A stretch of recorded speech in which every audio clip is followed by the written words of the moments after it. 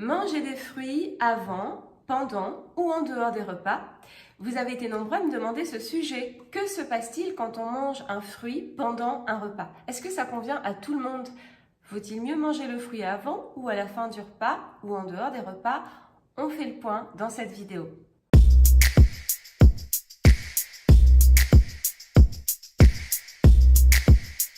Bonjour à tous, pour ceux qui ne me connaissent pas, je suis Florence Pignero-Ortolan, praticienne en micronutrition et conseillère en santé naturelle, en bien-être et santé naturelle. Si ce n'est pas déjà fait, je t'invite à rejoindre ma communauté. Tu trouveras des liens pour t'inscrire à ma lettre où je partage des informations bien-être et santé. Et donc découvrir mon univers. Tu as toutes ces infos sur mon site. Que se passe-t-il quand on mange un fruit pendant un repas? Il faut comprendre que le fruit, quand on le mange tout seul, il transite très rapidement dans l'estomac. Il est constitué en grande majorité d'eau, des fibres et un peu de fructose. Cela le rend extrêmement très digeste très rapidement. Donc il transite dans l'estomac peu de temps, à peu près une demi-heure, on va dire une demi-heure maximum, et la digestion du fructose va se terminer dans l'intestin grêle. Donc ça, c'est quand on mange un fruit tout seul. C'est comme ça que ça doit se passer. Quand on mange un fruit avec le repas, c'est-à-dire avec des lipides, des protéines, plus de fibres encore, ces autres aliments, eux, sont beaucoup plus longs à digérer. C'est au moins 2 heures pour les lipides, les protéines. Donc tout ça mélangé est beaucoup plus complexe.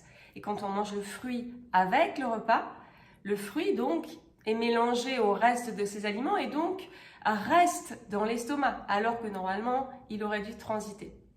Et donc le fructose peut être transformé en glucose puis alcool et donc ça peut faire une fermentation dans l'estomac.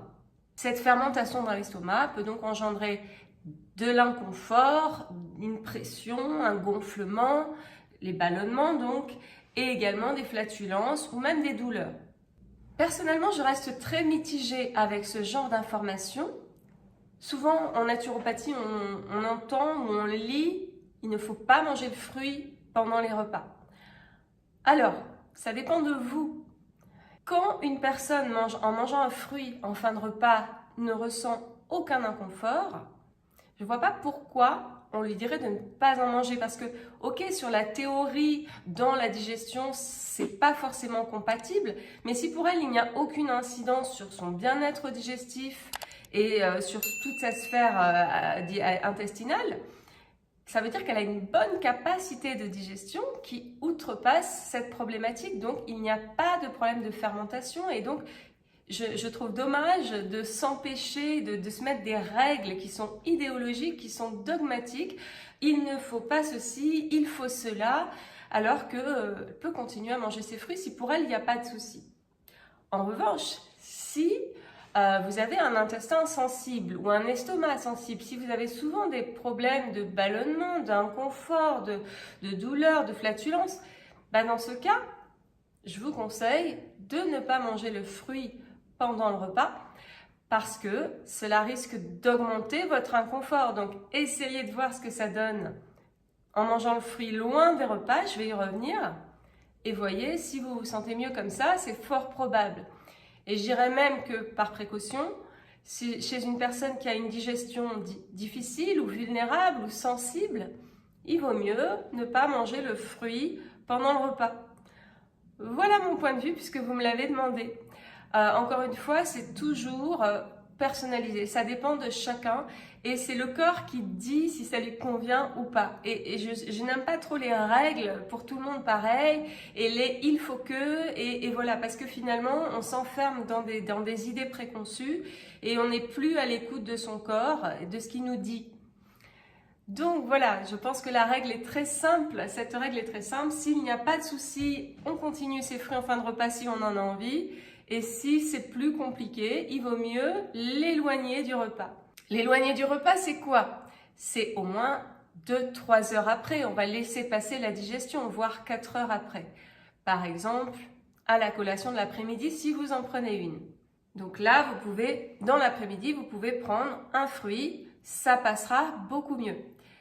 De toute façon, si vous écoutez souvent mes vidéos, vous savez qu'on ne doit pas non plus manger trop de fruits, même si c'est un produit de la nature, mais c'est un produit de la nature qui est quand même aujourd'hui riche en pesticides, qui est souvent cultivé dans des conditions où on les force un petit peu. C'est pas forcément le fruit comme il est dans la nature sauvage.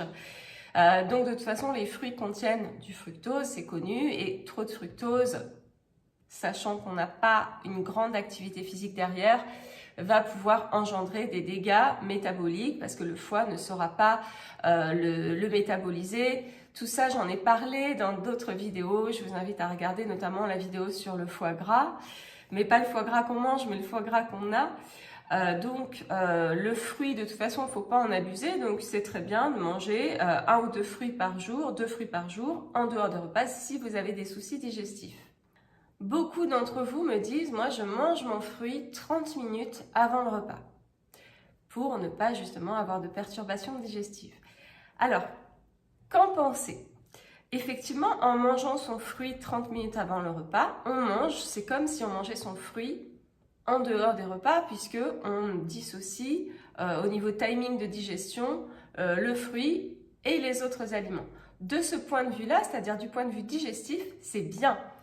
Maintenant, souvenez-vous, si vous avez vu ma vidéo sur stabiliser sa glycémie, que pour limiter la montée rapide, pour limiter la rapidité de la montée de la glycémie et donc de l'insuline, il est plutôt conseillé de commencer son repas par des légumes avec des graisses, puis des protéines, puis des glucides et en dernier le fruit, parce que ça va limiter la rapidité de la montée de la glycémie et ça c'est très bien déjà pour ne pas prendre du poids, pour en perdre et puis pour tout ce qui va être problème de concentration, de fatigue qu'on peut avoir quand la glycémie monte trop vite quelques temps après, et également les problèmes liés à tout ce qui est métabolique, le foie gras justement, l'hypertension, l'obésité, etc. Donc, de ce point de vue-là, c'est-à-dire d'un point de vue finalement santé, d'un point de vue métabolique, il est préférable de ne pas manger, de ne pas commencer son repas par un fruit,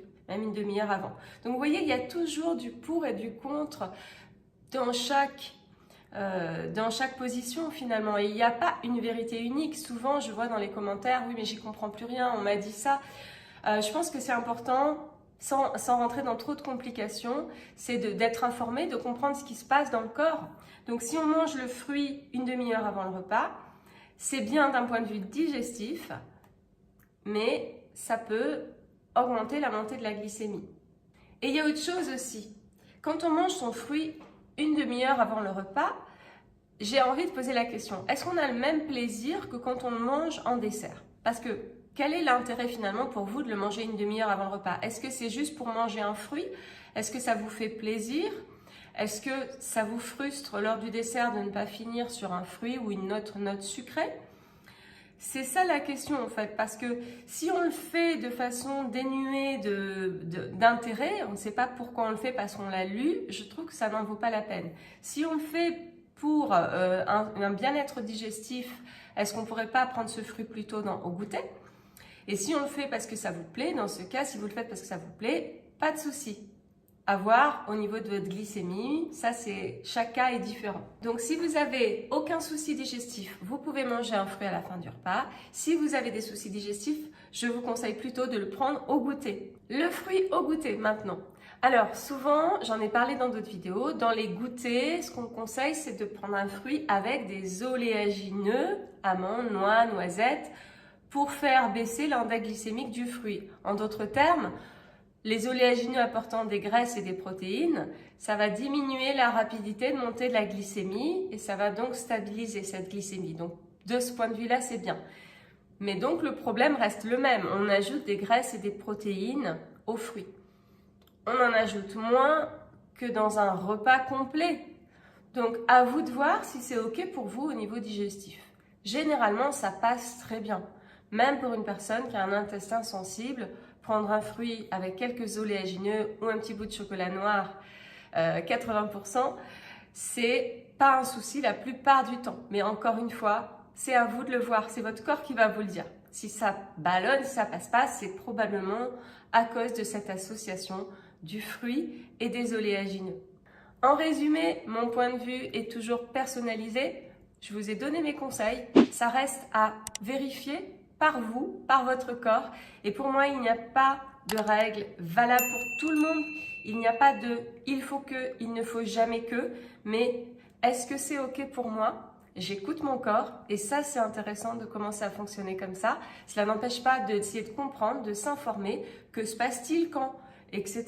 Mais je valide toujours par mon propre corps. Cette vidéo était plus courte que d'habitude. Je profite pour vous informer de mes prochains sujets en projet, suite aussi à vos demandes. Il y avait une vidéo sur le thé vert qui a été très demandée.